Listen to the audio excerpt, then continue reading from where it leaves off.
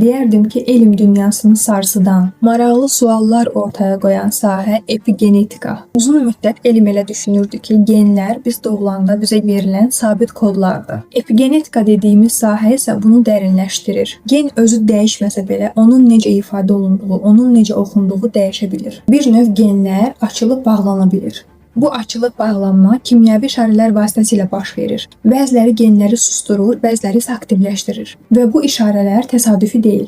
Qidalanma, yuxu, stres, mühit, təcrübələr hamısı bu işarələrə təsir edir. Bu deməkdir ki, bizim bioloji proqramımız bir dəfə yazılıb bitməyib. O davam edən bir prosesdir. Mühit dəyişəndə işarələr də dəyişə bilir. Özümüzə qarşı münasibətimiz, qidalanmağımız, düşüncələrimiz, yuxu rejimimiz, içində olduğumuz mühitlər, bunlar hamısı genlərin ifadə olunmasında birbaşa rol oynayır. Yəni ki, genlərimiz bizə verilən başlanğıc, həyat, bunlar sərt bir tale deyil, davam edən bir dialoqdur. Bizim və bioloji potensialımız arasında. Bir növ mən belə deyərdim ki, biz ilk yazılan kod deyilik. Biz onu davamlı oxuyan, bir o qədər də yenidən yazan tərəfik.